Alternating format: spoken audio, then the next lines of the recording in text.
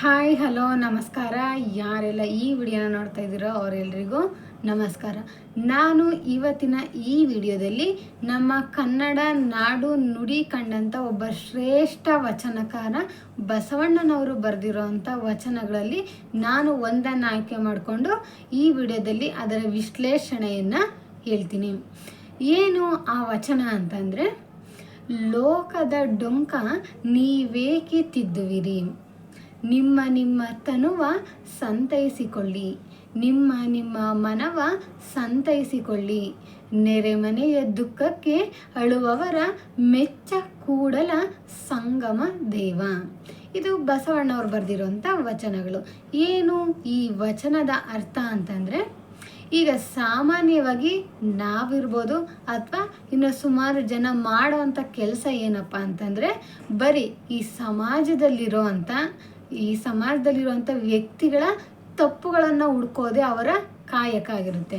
ಈಗ ನೋಡಿ, ಎಷ್ಟೋ ಸಲ ನಾವು ನಮ್ಮಲ್ಲಿರುವಂಥ ತಪ್ಪುಗಳನ್ನು ನಾವು ಹುಡ್ಕೋದಿಲ್ಲ, ಆ ತಪ್ಪುಗಳನ್ನು ತಿದ್ಕೊಳ್ಳೋಂಥ ಪ್ರಯತ್ನನ ನಾವು ಮಾಡೋದಿಲ್ಲ.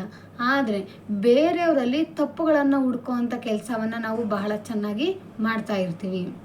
ಬೇರೆಯವರ ತಪ್ಪುಗಳನ್ನು ಗುರುತಿಸ್ತಾ ಇರ್ತೀವಿ. ಆದರೆ ನಮ್ಮಲ್ಲಿರೋ ತಪ್ಪುಗಳನ್ನು ನಾವು ಗುರುತಿಸೋಕ್ಕಾಗಲಿ ಅಥವಾ ಅದನ್ನು ತಿದ್ಕೊಳ್ಳೋ ಅಂಥ ಪ್ರಯತ್ನ ಆಗಲಿ ನಾವು ಮಾಡೋದಿಲ್ಲ. ಅದಕ್ಕೆ ಇಲ್ಲಿ ಬಸವಣ್ಣ ಅವ್ರು ಹೇಳ್ತಾರೆ, ಈ ಬೇರೆಯವರ ತಪ್ಪುಗಳನ್ನು, ಲೋಕದ ಡೊಂಕುಗಳನ್ನು ತಿದ್ದೋದಕ್ಕೆ ನೀವು ಹೋಗಬೇಡಿ. ಮೊದಲು ನಿಮ್ಮ ತಪ್ಪುಗಳನ್ನು ನೀವು ತಿದ್ದುಕೊಳ್ಳಿ. ಮತ್ತು ನೀವು ನಿಮ್ಮ ತನುವನ್ನು ಸಂತೈಸಿಕೊಳ್ಳಿ. ತನು ಅಂದರೆ ಇಲ್ಲಿ ದೇಹ. ಮೊದಲು ನಿಮ್ಮ ದೇಹಕ್ಕೆ ಏನೇನೆಲ್ಲ ಬೇಕೋ ಅದನ್ನು ಪಡ್ಕೊಂಡು ನಿಮ್ಮ ತನುವನ್ನು, ನಿಮ್ಮ ದೇಹವನ್ನು ಸಂತೈಸಿಕೊಳ್ಳಿ. ಮತ್ತು ನಿಮ್ಮ ಮನವನ್ನು ಸಂತೈಸಿಕೊಳ್ಳಿ.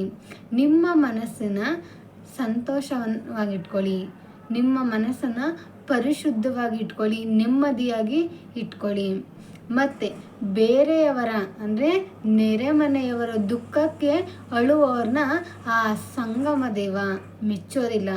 ಈಗ ನೋಡಿ, ಬೇರೆಯವರು ಪಕ್ಕದ ಮನೆಯವ್ರಿಗೆ ಯಾರಿಗೋ ನೋವಾಗಿದೆ, ಅವ್ರಿಗೆ ದುಃಖ ಆಗಿದೆ ಅಂತ ನಾವು ಕಣ್ಣೀರು ಹಾಕಿದರೆ ಅದನ್ನು ಮೊಸಳೆ ಕಣ್ಣೀರು ಅಂತ ಕರೀತಾರೆ. ಅಂಥವ್ರನ್ನ ಆ ದೇವರು ಮೆಚ್ಚೋದಿಲ್ಲ.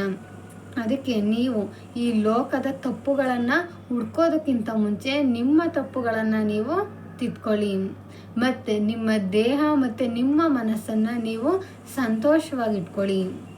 ಬೇರೆಯವರ ದುಃಖಕ್ಕೆ ನೀವು ಸ್ಪಂದಿಸೋ ಆಗಿದ್ದರೆ ಅದು ಆತ್ಮಸಾಕ್ಷಿಯಿಂದ, ಮನಸ್ಸಾಕ್ಷಿಯಿಂದ ಸ್ಪಂದಿಸಿ.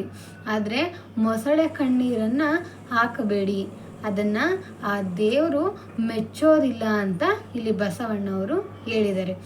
ಈ ವಚನ ನನಗೆ ತುಂಬ ಇಷ್ಟ ಆಗಿದೆ. ಇದು ಕೂಡ ನಿಮಗೆ ಇಷ್ಟ ಆಗಿರುತ್ತೆ ಮತ್ತು ಇದು ತುಂಬ ಸತ್ಯ ಅಂತ ನಿಮಗೂ ಅನಿಸುತ್ತೆ. ಈ ವಿಡಿಯೋ ನೋಡ್ತಾ ಇರೋವಂಥವ್ರು ಎಲ್ರಿಗೂ ಇಷ್ಟ ಆಗಿದೆ ಅಂತ ನಾನು ಅನ್ಕೋತೀನಿ. ನೋಡ್ತಿರೋವಂಥವ್ರು ಎಲ್ರಿಗೂ ಧನ್ಯವಾದಗಳು. ಮತ್ತು ನಾನು ಇದೇ ಥರದ ಮತ್ತಷ್ಟು ವಿಷಯಗಳ ಜೊತೆ ಮತ್ತೊಂದು ವಿಡಿಯೋವನ್ನು ನಾನು ಮಾಡ್ತೀನಿ. ಅದಕ್ಕೆ ನಿಮ್ಮ ಸಹಾಯ ಮತ್ತು ಸಪೋರ್ಟು ನನಗೆ ತುಂಬ ಮುಖ್ಯ. ನೀವೆಲ್ಲ ನನಗೆ ಸಪೋರ್ಟ್ ಮಾಡ್ತೀರಂತ ಅಂದ್ಕೊಂಡಿದ್ದೀನಿ. ಎಲ್ರಿಗೂ ಧನ್ಯವಾದಗಳು. ಜೈ ಹಿಂದ್, ಜೈ ಕರ್ನಾಟಕ ಮಾತೆ.